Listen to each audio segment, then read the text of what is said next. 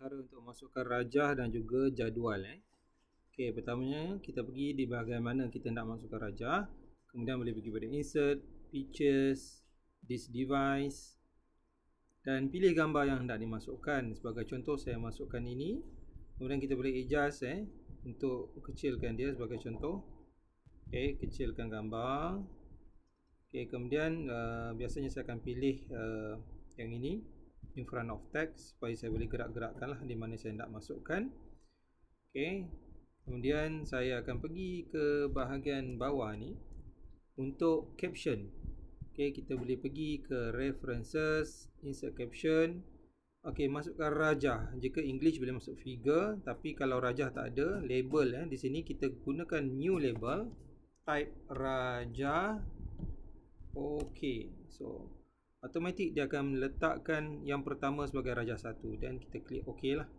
Okey, saya letakkan titik bertindih 2 dan tajuk dia. Okey, kulit buku sebagai contoh.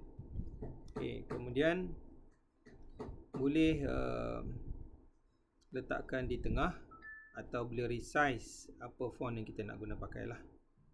Okey.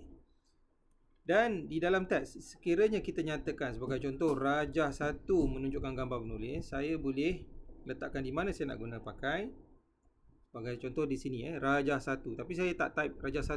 Apa yang kita buat ialah references, kita boleh guna cross references. Jadi cross references, cari rajah, and then bukan nak entire caption, cuma label dan number saja.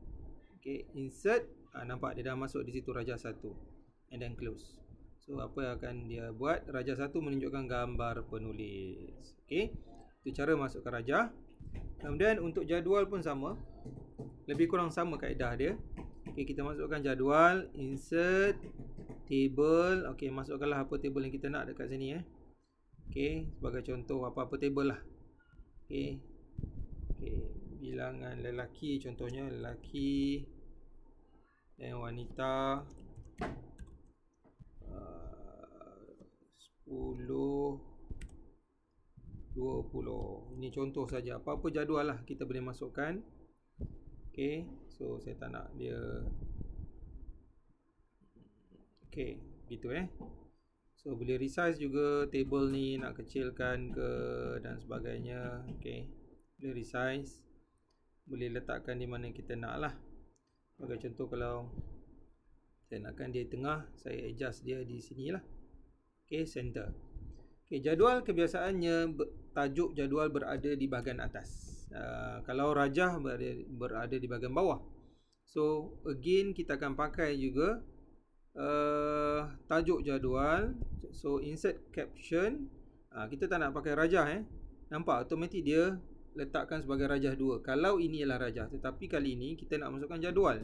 So kalau English boleh guna table.